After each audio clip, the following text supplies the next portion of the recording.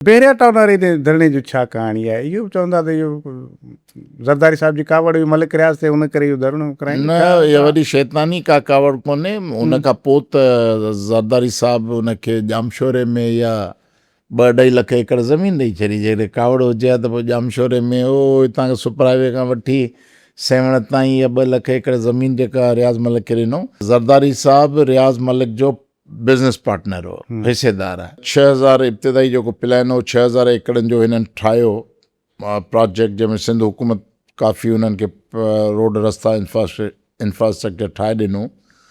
त पोइ ही हिर्स ऐं हिकिड़ो तई बदमाश हुनजो तरीक़े वारदात ई रहियो आहे।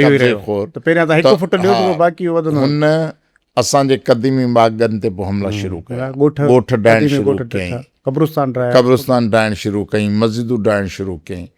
पोइ हुनजो इहो त हिन 6000 खे 60,000 एकड़ करे ॾिनो। त पोइ गबोल वग़ैरह असांजा आसपास तंज़ीमी यूनिट बि आहिनि, आम सिंधी बि आहिनि, उहे असां वटि आया। चऊं साईं असां ज़ुल्म आहे, असीं नथा ॾियणु चाहियूं ज़मीनूं। पोइ असां मजमूई उन्हनि सां वियासीं। कराची जी लोकल तंज़ीम उते एक्टिव थी वई, जेका इंडिजिनस राइट्स मूवमेंट आहे। पोइ असां सभिनी खे कॉल कयूं, असां हिकिड़ी APC कई। पोइ गॾियल फ़ैसिलो त असां इहो धरनो था हणूं। ऐं धरनो बिल्कुलु तमामु शानदार हो, जो तव्हां उन ॾींहुं हुयो मौजूदु। त 2-2, 3-3 सालनि जा ॿारड़ा माण्हू हथ में आंगुरियुनि में वठी आया, नियाणियूं वठी आया। हिकिड़ो वॾो क़ौमी मेड़ो। उन ॾींहुं त माना असां अलॻि सिंध ॾिठी। हा, अलॻि सिंध हुई, जंहिंमें माण्हू पार्टी खां हटी करे सिंध आई। सिंध जे लाइ पोइ छा थियो, जो इहे ज़रदारी जा इहे वंगारी हुआ, ज़रदारी ऐं रियाज़ मलिक जा इहे वंगारी हुआ, जिन उन्हनि जे सपोर्ट में आशीर्वाद सां उते इहे दहशतगर्द कार्रवायूं कयूं। बायूं असां जॾहिं वियासीं त कंटेनर हुआ, सील हो, इहो दर जेको स्टेज बि ॿिए पासे ठहियल हो। इन जो बैरिया टाउन जो दर बिल्कुलु ईअं कंटेनर लॻल आहे, सील हो। जॾहिं असीं परियां स्टेज ते वेठासीं त असां कंहिं वक़्तु ॾिठो त उहे कंटेनर हीअं थोरा स्लो करे उन्हनि खे टेढ़ो करे स्पेस ठाहियूं जीअं माण्हू अंदरि घिरनि, ऐं उहो इंतिज़ामिया खां सां ॿियो केरु करे ई नथो सघे। त इहो ख़ुदि हुननि कराया, इन्हनि जा मैनेज थियल माण्हू हुआ। पोइ उहे विया। पोइ जॾहिं हिकिड़ो हुजूम हूंदो आहे, हुजूम में 4 माण्हू का शरारत नेगेटिव कंदा आहिनि, त माण्हुनि खे अञा वधीक मज़ो ईंदो आहे। पोइ माण्हू इन्वॉल्व थींदा वेंदा आहिनि।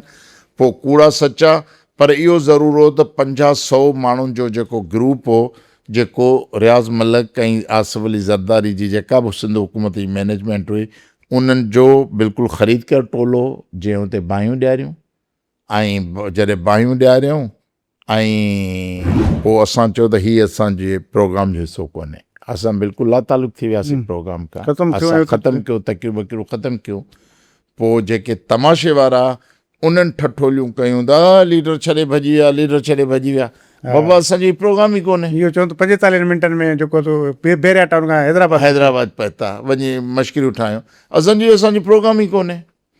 जॾहिं असां पुरमन हुजूं, वेठा हुजूं, ऐं पोइ पुलिस अची गोलियूं हणे, शेल हणे ऐं बिल्डोज़र चाढ़े, ऐं पोइ जेकॾहिं असां उतां चुरी वञूं त पोइ चओ तव्हां भाड़े जा पुट आहियो। पर जॾहिं तव्हां उन रियासती एजेंटनि दलालनि जा पघारदार थी करे ऐं तव्हां हेॾे वॾे क़ौमी जदोजहद खे सपोर्टाज कंदव, त असां अहिड़ी कंहिं बि हरकत जो न हिसो थींदासीं। पोइ बि केस त असां ते थिया।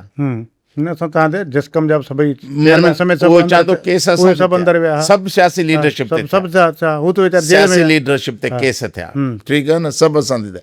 हे मुंहिंजो घर जेको 2 ॾींहं पुलिस जे घेरे में लॻो पियो, हाउस खां वठी सॼो। बाबा मां त बेज़ार अची थियो। मां चयो ओड़ो पाड़ो तव्हां मां तंग ॿधणो थो त मूंखे ॿधो, मां वेठो आहियां न, मां भॼां त नथो, ॿधो। ऐं गिरफ़्तार नथा कयो, माण्हुनि में ख़ौफ़ पैदा कयो। बसि उहा त उन्हनि जी स्ट्रेटेजी हूंदी। सनान ॿिया मसइला लोकल उते। त मां चयो ही सभु साफ़ी उते उन ज़माने में कैमराऊं खयो, 24 कलाक वेठा हूंदा त केॾी महिल जी हथकड़ी लॻे, केॾी महिल बाबा अचो ॿधो। ॿधण लाइ तयारु न, सॼो पाड़ो, ॿार बच्चा, हिरासमेंट। पोइ आख़िर मां वञी ॿिए ॾींहुं ज़मानत कराई। पोइ ॾिठो वई आहे अलाए 58-49 FIR असां ते कटियूं। पोइ असां वियासीं। पोइ कोर्ट में बि असां ॻाल्हायो, असां पाण वकील थी बीठासीं। हिकिड़े वाक़े जो एतिरो हिक खां वधीक न आहे। पोइ इन जे करे तव्हांखे फ़ाइदो बि इन करे मिलियो त हुन चयो त हीअ त हिकिड़े जूं शयूं एतिरियूं।